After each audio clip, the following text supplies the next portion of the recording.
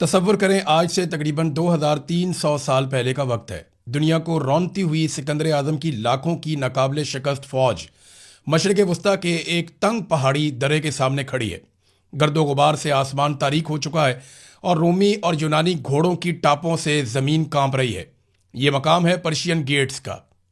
سکندر کا خیال تھا کہ وہ بڑی آسانی سے اس درے کو عبور کر کے فارس کے عظیم الشان دارالحکومت پرسی کو جلا کر راکھ کر دے گا، لیکن اس درے میں ایک ایرانی جرنیل کھڑا تھا جس کا نام تھا آریو برزنیس۔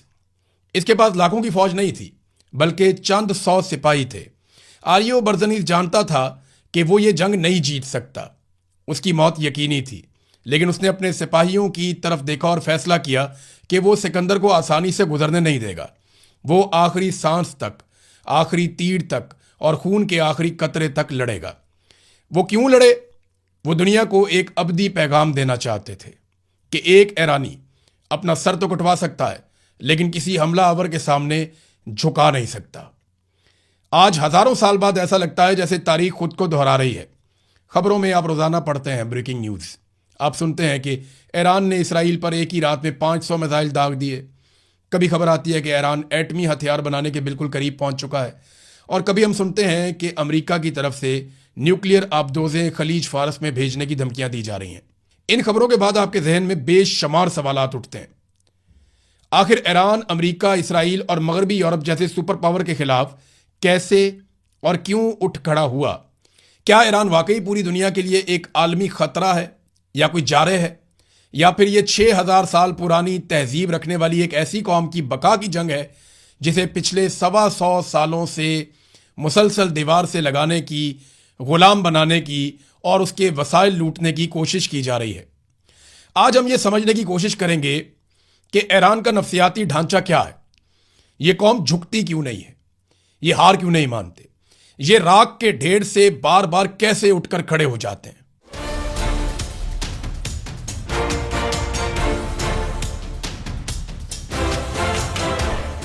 السلام علیکم ناظرین، آپ یوٹیوب چینل دیکھ رہے ہیں اور میں ہوں عمران خان۔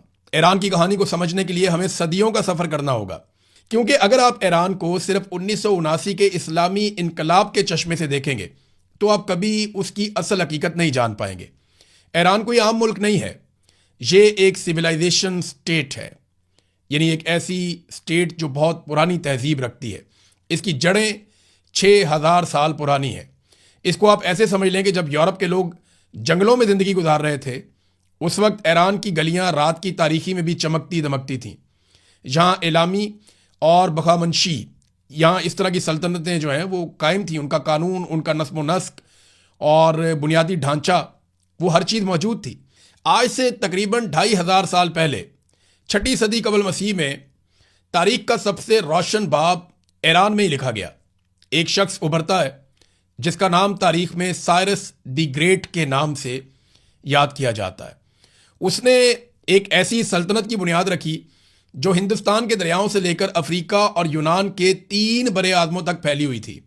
لیکن سائرس کا اصل کمال اس کی تلوار نہیں تھا، اس کا نظریہ تھا۔ وہ دنیا کا پہلا حکمران تھا جس نے انسانی حقوق کا تصور پیش کیا۔ اس نے بابل کو فتح کرنے کے بعد مٹی کے ایک سلنڈر کے اوپر، جسے آج بھی دنیا جانتی ہے اور سائرس سلنڈر کے نام سے وہ پہچانا جاتا ہے، مٹی کے ایک سلنڈر پر اس نے وہ باتیں لکھی جو آج کا اقوام متحدہ پوری دنیا کو سکھاتا ہے۔ میں کسی پر اپنا مذہب مسلط نہیں کروں گا، غلاموں کو آزاد کیا جائے گا، ہر قوم کو اپنی ثقافت کی آزادی ہوگی۔ اس قانون کے تحت اس نے یہودیوں کو بابل کی قید سے چھڑوایا اور یروشلم واپس بھیجا تاکہ وہ دوبارہ سے اپنا ٹیمپل تعمیر کر سکیں، جسے وہ ہیکل سلیمانی کہتے ہیں۔ اس دور میں جب فاتح بادشاہ سروں کے مینار بناتے تھے، ایران کا بادشاہ مذہبی رواداری کا قانون لکھ رہا تھا۔ یہ ہے وہ بنیاد جس پر ہر ایرانی آج کے دن تک فخر کرتا ہے۔ انہیں ایک احساس برتری ہے کہ وہ تہذیب کے بانی ہیں۔ ڈونلڈ ٹرمپ بھی اکثر کہتا ہے نا کہ پوری تہذیب مٹا دوں گا، تباہ کر دوں گا، تو وہ ایرانی اپنی تہذیب کے اوپر بہت فخر کرتے ہیں۔ لیکن ناظرین، وقت ہمیشہ ایک جیسا نہیں رہتا۔ 330 قبل مسیح میں سکندر آیا، دنیا اسے سکندر اعظم کہتی ہے۔ وہ ایک ظالم حملہ آور تھا ایرانیوں کی نظر میں، جس نے ان کا خوبصورت دارالحکومت جلا دیا تھا۔ لیکن تاریخ جہاں سکندر کو یاد رکھتی ہے، وہاں پہ आर्यो बर्जनीज को भी भूल नहीं सकती, जिसने चंद 100 सिपाहियों के साथ पर्शियन गेट्स पर सिकंदर का रास्ता रोका और एक पैगाम दे दिया कि ईरानी अपना सर कटा सकते हैं, सर झुका नहीं सकते। उस जर्नैल को जान बचाने का मौका मिला। उसके सिपाहियों ने कहा कि हम निकल सकते हैं, मगर उसने कबूल नहीं किया और उसने कहा कि हम शेर की तरह मरना पसंद करेंगे। और मरने से पहले अपनी सरजमीन और आबादी को देखकर उसने तारीखी जुमले बोले थे कि ऐ मेरी सरजमीन, तू हमेशा सलामत रहेगी। उसके बाद दुनिया के नक्शे पर एक रोमन सल्तनत उभरी, बहुत ताकतवर रोमन अंपायर, एक ऐसी सुपर पावर जिसके नाम से पूरी दुनिया कांपती थी। लेकिन तारीख में रोमन अंपायर को किसी ने नाकों चने चबवाए हैं और उनकी नींदें हराम की हैं, तो वो ईरान की पार्थियन स्टेट थी। यानी ईरान की जो पार्थियन सल्तनत थी, उन्होंने 53 कबल मसीह में तारीख की मशहूर तरीन जंगों में से एक जंग लड़ी थी और उसे आज भी बैटल ऑफ कारहाय के नाम से जाना जाता है। ये रोम का सबसे ताकतवर और अमीर जर्नैल था। क्रासिस एक इंतहाई अजीम और भारी हथियारों से लेस फौज लेकर ईरान पर उसने चढ़ाई की। उसके मुकाबले में ईरानी सिपाहसालार सोरीना की फौज बहुत छोटी थी, जिसमें ज्यादातर घुड़सवार और तीरंदाज थे, लेकिन सोरीना की जंगी हिकमत अमली बहुत कमाल थी। ईरानियों ने उस दिन एक नया हरबा इस्तेमाल किया जिसे पार्थियन शॉट कहा जाता है। यानी वो घोड़े पर पीछे की तरफ भागते थे और अचानक मुड़कर दुश्मन पर तीरों की बारिश कर देते थे। रोमन फौज इस अचानक और तेज रफ्तार हमले के सामने रेत की दीवार साबित हुई। हजारों रूमी फौजी मारे गए और क्रासिस का सर काट कर ईरानी बादशाह को पेश कर दिया गया।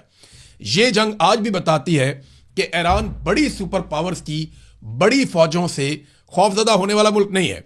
उसने कम तादाद और कम हथियारों के बावजूद ताकतवर फौजों का मुकाबला किया है।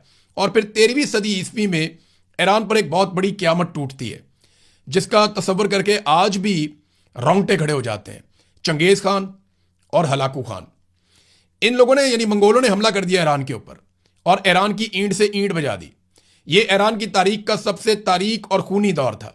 मंगोलों ने शहरों के शहर सफ़ाहती से मिटा दिए, मर्दों, औरतों, बच्चों का कत्लेआम किया, इंसानों की खोपड़ियों के मीनार बनाए, ईरान के अजीमुशान नहरी और आबपाशी के निज़ाम को तबाह बर्बाद कर दिया, जिसने ज़राअत को सदियों पीछे धकेल दिया। बगदाद और नीशापुर की अजीम लाइब्रेरियों को जलाकर राख कर दिया। तारीख में यह कहा जाता है कि दरियाओं का पानी पहले इंसानी खून से सुर्ख हुआ और फिर वहां मौजूद किताबों की स्याही से काला पड़ गया। बज़ाहिर ऐसा लगता था कि ईरान और इसकी तहजीब हमेशा के लिए मिट चुकी है, लेकिन यहां तारीख का एक और हैरत अंगेज मोजज़ा होता है। ईरान ने मंगोलों को मैदान जंग में तो शिकस्त नहीं दी, लेकिन सकाफत और सॉफ्ट पावर के मैदान में इबरतनाक शिकस्त दे दी। कुछ ही दहाइयों के बाद वो जालिम मंगोल जिन्होंने ईरान को तबाह किया था, वो खुद फारसी बोलने लगे, ईरानी लिबास पहनने लगे, उन्होंने इस्लाम कबूल कर लिया और ईरानी वज़रा से हुकूमत चलाने के तरीके सीखने लगे। ईरान ने अपने कातलों और फातहीन को ही ईरानी बना लिया था। वो जानते हैं कि तलवार से हारी हुई जंग कलम और कल्चर से कैसे जीती जा सकती है। ज़बान, अदब और सकाफत के जरिए उन्होंने अपनी शनाख्त को मरने नहीं दिया, जबकि उन्हें मारने वालों ने अपनी शनाख्त को वहां कत्ल होते हुए देखा। अब जरा आगे बढ़ते हैं और 20वीं सदी ईस्वी की तरफ आते हैं, जहां तेल की दरियाफ्त होती है। ईरान वैसे तो खुशकिस्मत है, वहां बहुत तेल निकल आया, लेकिन वही तेल ईरान के लिए अजाब बन गया।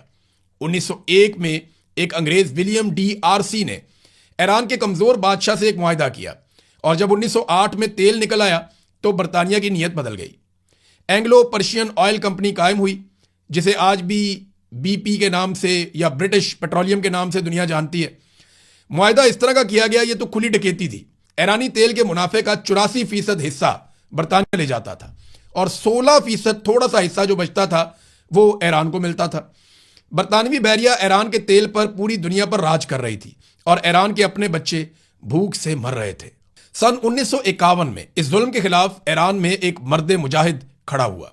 ईरान के मुंतखब जमहूरी वजीर आजम डॉक्टर मोहम्मद मुसद्दिक, उन्होंने एक ही झटके में बरतानवी कंपनी को बाहर निकाला और तेल को नेशनलाइज कर लिया। यह मगरब के मुंह पे एक बड़ा जोरदार तमाचा था। जब बरतानिया को कोई समझ नहीं आई तो वो अमेरिका के पास गया और झूठा प्रोपेगेंडा किया कि मुसद्दिक रूस के साथ मिलकर कम्युनिस्ट बन रहा है। CIA ने 1953 में बरतानिया की MI6 से मिलकर तारीख का सबसे शर्मनाक और खुफिया ऑपरेशन किया, जिसे ऑपरेशन अजेक्स के नाम से आज भी जाना जाता है। ईरानी फौज के गद्दार जर्नैलों को खरीदा गया, सड़कों पर पैसे बांटकर हंगामे करवाए गए और एक हंसती खेलती जमहूरी हुकूमत का तख्ता उलटकर रजा शाह पहलवी को कठपुतली बादशाह बनाकर मुसल्लत कर दिया गया। जो अमेरिका आज ईरान में जमहूरियत का राग अलापता है ना, उसने अपने तेल के मफादात के लिए ईरान की हकीकी जमहूरियत का अपने हाथों से उस दौर में गला घोंटा था। शाह के दौर की पुरानी तस्वीर दिखाकर दुनिया को यह समझाया जाता है कि ईरान कितना लिबरल और मॉडर्न था, लेकिन वो सिर्फ तेहरान के सिर्फ थोड़े से अमीर लोगों की एक झलक है। पसे पर्दा 90% ईरान गुर्बत और खौफ के साए में जी रहा था। शाह ईरान खलीज में ईरान का पुलिसमैन ऑफ द गल्फ यानी चौकीदार बन चुका था और उसकी एक खुफिया एजेंसी भी थी जिसका नाम था सवाक, और इस एजेंसी को खुद CIA ने और इसराइल की मोसाद ने ट्रेनिंग दी थी, जिसका काम हर मुखालिफ आवाज को उठाना, टॉर्चर करना और गायब कर देना था। फिर एक वाइट रेवोल्यूशन के नाम से भी इन्होंने कौम के साथ एक मजाक किया और मगरबी मफादात का तहफ़्फ़ुज़ किया। फिर लोगों का पारा चढ़ता गया। एक वाकया हुआ जिसके बाद एकदम सूरत-ए-हाल बदल गई। 19 अगस्त 1978 को एक रेक्स सिनेमा है, वहां पे आग लग गई। जब ईरान के शहर अबादान में सिनेमा रेक्स को आग लगा दी गई, जिसमें 377 से 470 के बीच में अफराद बताए जाते हैं कि वो हलाक हो गए। ये वाकया उस वक्त शुरू हुआ जब 4 अफराद जो इस्लामी इंतहा पसंदी से मुतासिर थे, उन्होंने इमारत पर ईंधन डाला और उस पर आग लगा दी। अवाम के अंदर नफरत का ये लावा आखिरकार फट पड़ा। अच्छा, कुछ लोग ये कहते हैं कि ये एक फॉल्स फ्लैग ऑपरेशन था जिसको इसलिए किया गया शाह की हुकूमत की जानिब से ताकि अवाम के अंदर जो एलिमेंट हुकूमत के खिलाफ हैं उनके ऊपर कार्रवाइयाँ डाली जा सकें। अब हुआ ये कि 16 जनवरी 1979 को पहलवी को ईरान छोड़ना पड़ गया। लोग बहुत गुस्से में थे और एहतजाज बढ़ता चला जा रहा था और वो जिला वतन हो गया, अपने आप ही अपना मुल्क छोड़कर चला गया और अपनी जिम्मेदारियां ईरान के रिजेंसी कौंसल और शापूर बख्तियार जो कि अपोजिशन का एक वजीर आज़म था उसके सपुर्द कर दी। 1 फरवरी 1989 को खुमैनी हुकूमत की दावत पर वापस आए। कई लाख लोगों ने रूहुल्लाह खुमैनी का इस्तकबाल किया। तेहरान में वो उतरे थे, शानदार इस्तकबाल था। अवाम के अंदर नफरत का ये लावा फट पड़ा था और खुमैनी की क़यादत में जो इनकलाब आया वो सिर्फ मजहबी नहीं बल्कि एक सख्त साम्राज्य दुश्मन इनकलाब था। उनका एक बड़ा वादे नारा था, वो ये कहते थे ना शर्की ना गरबी, यानी ना हम अमेरिका के गुलाम हैं और ना हम रूस के गुलाम हैं, हम सिर्फ एक आज़ाद ईरान है। यहाँ एक बात मैं क्लियर कर दूं, और कई हवालों से ईरानी इनकलाब के बाद बनने वाली हुकूमत पर उंगलियां उठाई जाती रही हैं। सुप्रीम लीडर के किरदार पर, उनके गैर मामूली इख्तियारात पर सवालात उठते रहे हैं, जबकि ईरान में जमहूरियत के नाम पर उठने वाली मुखालिफ आवाज़ों को ताकत से कुचला भी गया है। मगरबी मीडिया में इसमें बहुत सारी खबरें फैलाई जाती हैं, बहुत सारी कहानियां सुनाई जाती हैं, मगर वो सारी सच नहीं है और ना ही वो सारी झूठ हैं। ईरानी रजीम के हमायतियों के बकौल अमेरिका और उसके इत्तहादियों के पे दर पे हमलों और लगातार साजिशों ने ईरानी हुकूमत को अंदरूनी तौर पर भी सख्त पोजीशन लेने पर मजबूर किया है। बहरहाल ये हमारा आज का मौजू नहीं है। हम बात कर रहे हैं कि सिर्फ ईरान की और उसकी मज़ामती तारीख की। ईरान के अंदर जमहूरियत है या नहीं है, ये एक अलग डिबेट है, इस पर फिर कभी बात करेंगे। अभी इस नए इनकलाब को सिर्फ 18 महीने हुए थे, यानी खुमैनी आए, उन्होंने 18 महीने गुजारे, तो उसके बाद ईरान के ऊपर जदीद तारीख की सबसे हौलनाक जंग मुसल्लत कर दी गई। 22 सितंबर 1980 को सद्दाम हुसैन ने, जो उस वक्त इराक का हुक्मरान था, उसने ईरान पर हमला कर दिया। इस जंग का आप तवाज़ुन देखिए, एक तरफ अकेला ईरान था जिसका सारा दिफाई निज़ाम इनकलाब की वजह से बिखर गया था, और दूसरी तरफ सद्दाम हुसैन जिसे अमेरिका की सपोर्ट थी, फ्रांस लड़ाका तैयारे दे रहा था, जर्मनी केमिकल हथियार बनाने का सामान दे रहा था, खलीजी ममालिक उसको अरबों डॉलर नकद फराम कर रहे थे। तो ये 8 साल तक जंग चलती रही। ईरानी शहरों पर अंधाधुंध मिसाइल बरसाए गए, तेहरान की गलियों में बमबारी हुई और मासूम अवाम पर केमिकल गैस का इस्तेमाल किया गया, जिसके जख्म जो हैं वो आज भी बहुत सारे मकतूलीन की शक्ल में मौजूद हैं। आज भी वो असरात मौजूद हैं ईरान में। जंग के आगाज में ईरान के पास कोई बैलिस्टिक मिसाइल प्रोग्राम नहीं था, क्योंकि मगरबी इत्तहादियों ने असले की सप्लाई ईरान को बंद कर दी थी।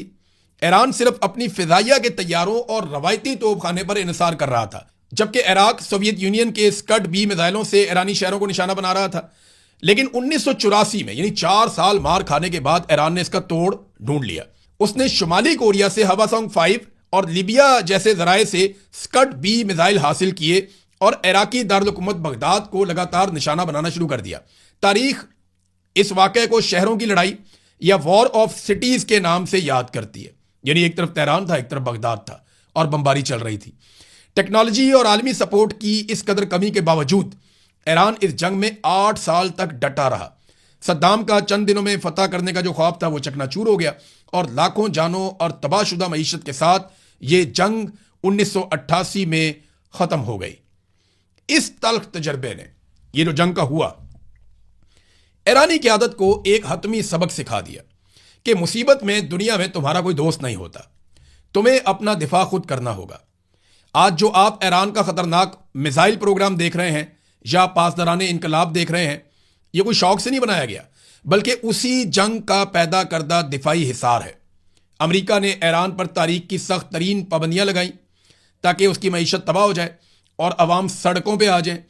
کینسر کی دوائیاں تک روک دی گئیں، لیکن ایران نے گھٹنے ٹیکنے کی بجائے اپنی ایک مزاحمتی معیشت اور خود انحصاری کا ایک ماڈل بنا لیا. جب انہیں دنیا سے کچھ نہیں ملا تو انہوں نے خود اپنے ڈرونز بنانے شروع کر دیے، اپنے سیٹلائٹ خلا میں بھیجے، اور آج ایران نینو ٹیکنالوجی اور سٹیم سیل ریسرچ میں دنیا کے صف اول کے ممالک میں سے ایک ہے. مغرب الزام لگاتا ہے کہ ایران حزب اللہ، حماس اور حوثیوں کو سپورٹ کر کے خطے میں مداخلت کر رہا ہے، لیکن ذرا نقشے پر آپ نظر دوڑائیں. افغانستان، عراق اور ہر جگہ پہ آس پاس امریکہ موجود ہے. خلیج فارس میں امریکی بحری بیڑے کھڑے ہیں اور ترکی میں نیٹو کا بہت بڑا ساز و سامان ہے، وہاں پہ بیسز بنی ہوئی ہیں. ایران چاروں طرف سے دشمن کے اڈوں میں گھرا ہوا ہے. ابھی افغانستان سے تو تھوڑا عرصہ پہلے امریکہ نکلا، وہ واپس بھی آنا چاہتا ہے. تو جنرل قاسم سلیمانی کا ایک نظریہ تھا اور بڑا واضح تھا. اس نے کہا کہ اگر ہم داعش اور امریکہ سے عراق اور شام کے میدانوں میں نہیں لڑیں گے تو ہمیں تہران اور اصفہان کی گلیوں میں یہی جنگ لڑنی پڑے گی، جسے مغربی ممالک دہشت گردی کہتے ہیں. خطے کے کروڑوں لوگ اسے اسرائیل کی توسیع پسندی کے خلاف ایک اسٹریٹجک دفاع یا حکمت عملی مانتے ہیں. اور اب آتے ہیں اس مدعے پر جس پر سب سے زیادہ واویلا کیا جاتا ہے، اور وہ ہے ایران کا ایٹمی پروگرام. کیا ایران واقعی راتوں رات ایٹم بم کا دھماکہ کرنے والا ہے؟ اس میں بھی تاریخ کا ایک انتہائی دلچسپ اور منافقانہ موڑ ہے. دنیا سمجھتی ہے کہ ایران کا ایٹمی پروگرام انقلاب کے بعد شروع ہوا، لیکن ایسا نہیں ہے. ایران میں ایٹمی پروگرام 1950 کی دہائی میں، خاص طور پر 1957 میں خود امریکہ نے اپنے ہاتھوں سے شروع کروایا تھا. جی ہاں، امریکہ نے کروایا تھا، اور اس وقت اس کو نام دیا گیا تھا ایٹم فار پیس. اور شاہ ایران کی اس وقت حکومت تھی، وہ امریکن کو بہت پسند تھے، تو ایران کو ایٹمی ری ایکٹر، ٹیکنالوجی اور یورینیم یہ فراہم کیا گیا تھا. تب یہ پروگرام بالکل حلال تھا، جائز تھا، اور اس پر کوئی خطرے کی گھنٹی بھی نہیں بجتی تھی، کیونکہ شاہ ایران ان کا اپنا فرما بردار دوست تھا، ان کا اپنا وفادار تھا. لیکن جب 1979 کا انقلاب آیا اور ایران ایک خود مختار ملک بن گیا تو اچانک مغربی دنیا کو شک ہونے لگا کہ ایران بجلی نہیں بلکہ ایٹم بم بنا رہا ہے. حالانکہ ایران کے سپریم لیڈر آیت اللہ علی خامنئی نے باقاعدہ شرعی طور پر ایک فتویٰ جاری کیا تھا کہ ایٹمی ہتھیار، کیمیائی اور بایولوجیکل ہتھیار بنانا اور استعمال کرنا اسلام میں حرام ہے، کیونکہ یہ معصوم انسانوں کا قتل عام کرتے ہیں. 2015 میں ایک طویل سفارتی عمل کے بعد ایران اور عالمی طاقتوں کے درمیان ایک تاریخی معاہدہ ہوا جسے JCPOA کہتے ہیں. براک اوباما نے اس میں بڑا امپورٹنٹ رول پلے کیا تھا. ایران نے دنیا کے سامنے اپنا پروگرام انتہائی محدود کر دیا اور سخت ترین عالمی نگرانی قبول کر دی. ایران نے اپنا نگرانی کا وعدہ پورا کیا، لیکن پھر 2018 میں ڈونلڈ ٹرمپ آیا اور اس نے یہ بغیر کسی ثبوت کے یک طرفہ طور پر اس بین الاقوامی معاہدے کو پھاڑ کر کوڑے دان میں پھینک دیا اور ایران پر دوبارہ سخت پابندیاں لگا دی گئیں. آج اگر ایران دوبارہ یورینیم افزودگی کر رہا ہے تو اس کا 100% ذمہ دار امریکہ ہے، جس نے ایک معاہدہ توڑا. آج ایران کا موقف یہ ہے کہ ہم بم نہیں بنانا چاہتے، لیکن ہم ایٹمی طاقت بننے کی پوری صلاحیت حاصل کرنا چاہتے ہیں تاکہ ہمارے لیے ایک عالمی انشورنس کا کام کرے. کیونکہ تاریخ گواہ ہے کہ اس جنگل کے قانون والی دنیا میں کمزور کو جینے کا حق نہیں دیا جاتا. جس کے پاس طاقت نہیں ہوتی اسے لیبیا اور عراق کی طرح تباہ کر دیا جاتا ہے.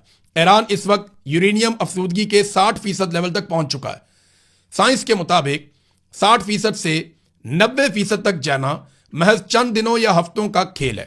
یعنی ایران اس وقت ایک تھریش ہولڈ نیوکلیئر سٹیٹ بن چکا ہے. لیکن اگر بات کریں ایران کے میزائل ٹیکنالوجی کی تو وہ اب صرف اسکڈ میزائلوں تک محدود نہیں رہا. آج ایران کے پاس ڈرونز اور بیلسٹک میزائلوں کا مشرق وسطیٰ کا سب سے بڑا ذخیرہ موجود ہے.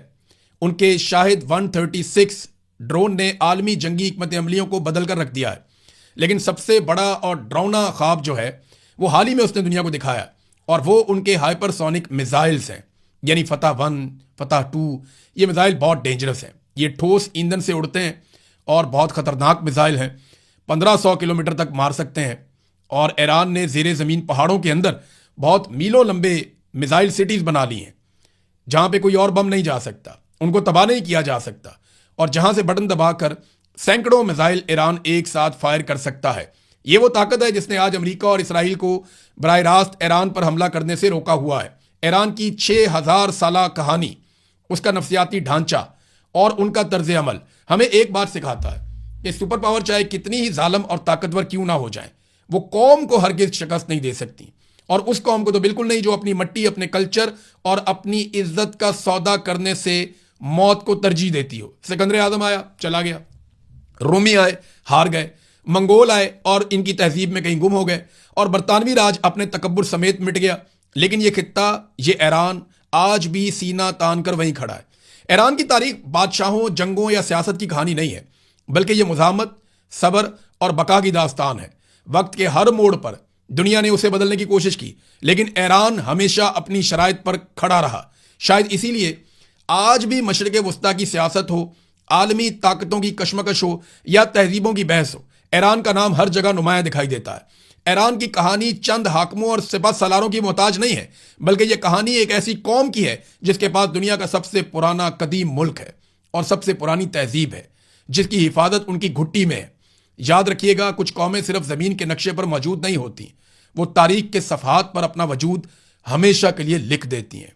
یہ سفر اس بات کا ثبوت ہے کہ وقت کے فرعونوں کا غرور آخر کار ڈوب جاتا ہے، لیکن مزاحمت ہمیشہ زندہ رہتی ہے۔ میرا خیال ہے کہ اب مغرب اور دنیا کو ایران کو فتح کرنے یا مٹانے کے خواب چھوڑ دینے چاہیے، اور انہیں ایک حقیقت کے طور پر تسلیم کرنا سیکھنا ہوگا، کیونکہ یہ وہ قوم ہے جس نے ثابت کیا اپنی تاریخ میں کہ یہ سر کٹاتی ہے لیکن جھکاتی نہیں ہے۔ اب تک کے لیے اتنا ہی، اپنا خیال رکھیے گا، اپنے اس چینل کا بھی۔ اللہ حافظ۔